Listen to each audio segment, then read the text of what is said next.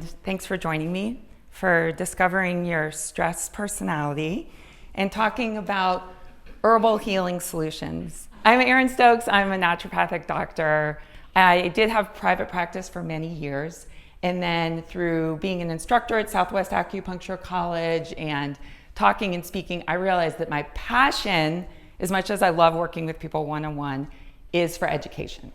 So I started working as director of education, medical director, and what I love to do more than anything is empower people with both the knowledge. So the information, knowledge is power. Like if we have the knowledge, we can change our lives. But knowledge without inspiration is kind of meh. You know, like you can know all kinds of things. I actually heard someone say in my Latin dance fusion class that they were there today because they were starting to get like a little overloaded with information. And so how can we translate the knowledge to then be inspiration to make big changes? And so that's what I'm all about. And I'm delighted to be here with Wish Garden Herbs this week. Many of you got to see Danny and Catherine last night. And I want to just share a little bit for those of you that weren't here last night or just have some, curiosity about Wish Garden Herbs and what we're all about.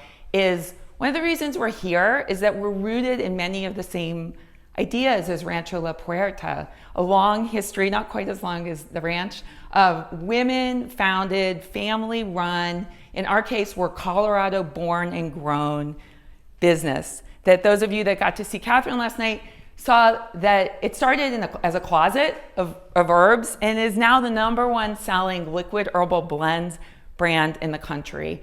And why does that matter? It matters because I believe in the power of plants.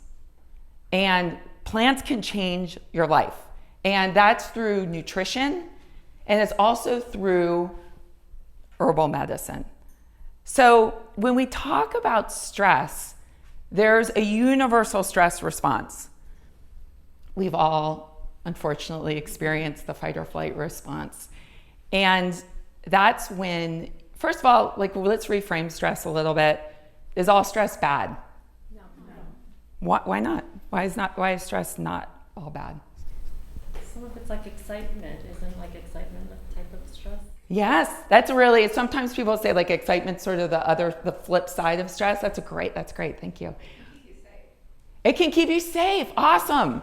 And who said that? Sorry, I just didn't see the voice. It can keep you safe. So tell me, can you give me an example? I like your Grateful Dead hat a lot. Like the whole bear in the woods thing. Right? The bear in the woods, okay. Right, so if your stress response is elevated, it gives you the energy to run away from the bear. Absolutely, great. Yeah, that's right. So our stress response, kind of like our inflammatory response, similar, little same but different. Our stress response is intended to protect us.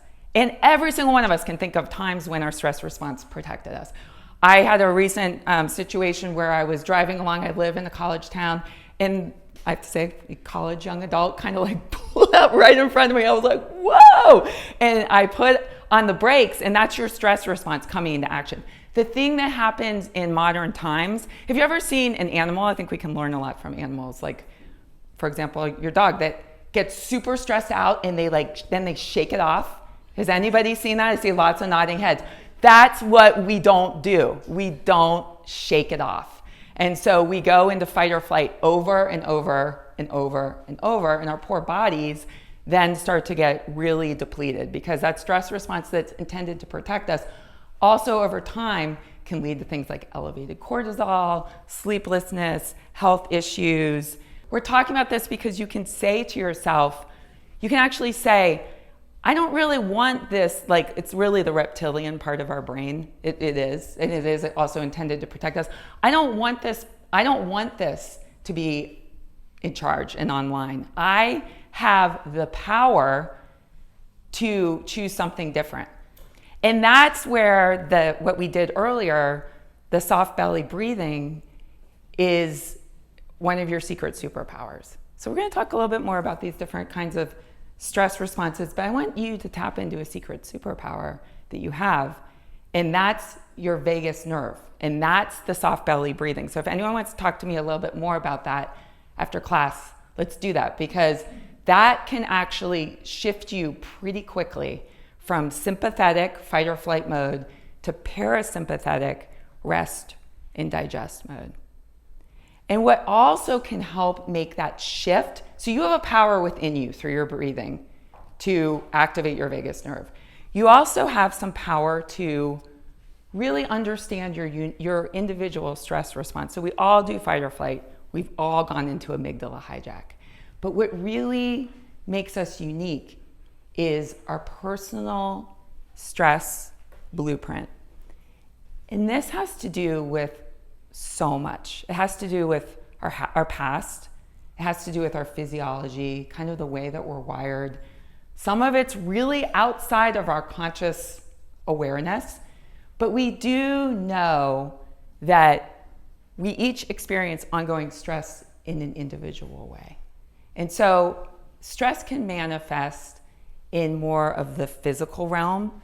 So who would say that, like, oh, that's me. I get tension in my neck, in my shoulders, maybe digestive issues.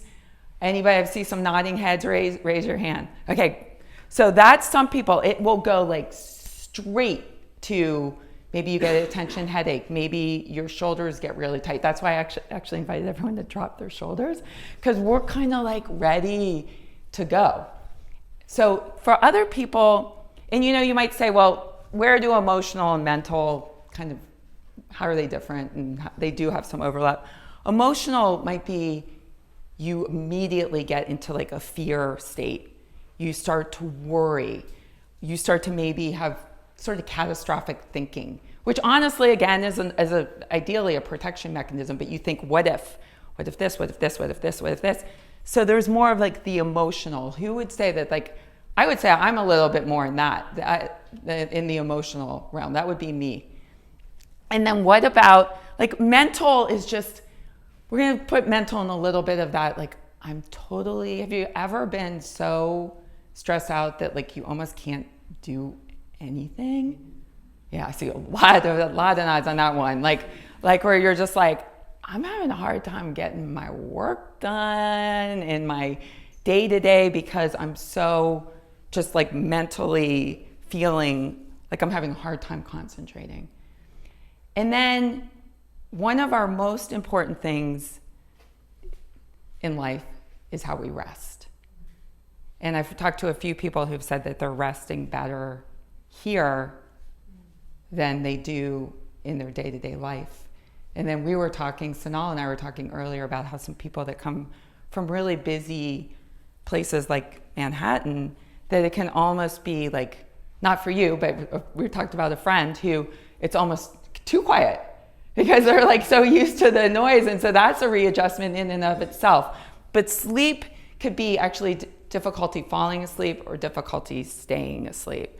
So I think we've all been there where sleep is this manifestation of stress. So think a little bit about what your predominant stress pattern is.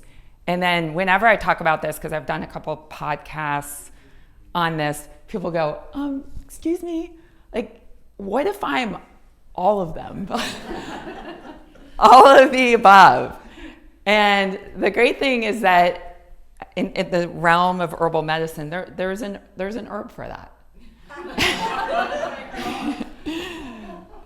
There truly is an herb for that. And so if you're feeling like you're really manifesting maybe all of the above, this is a great time to lean on a classification of herbs called adaptogens.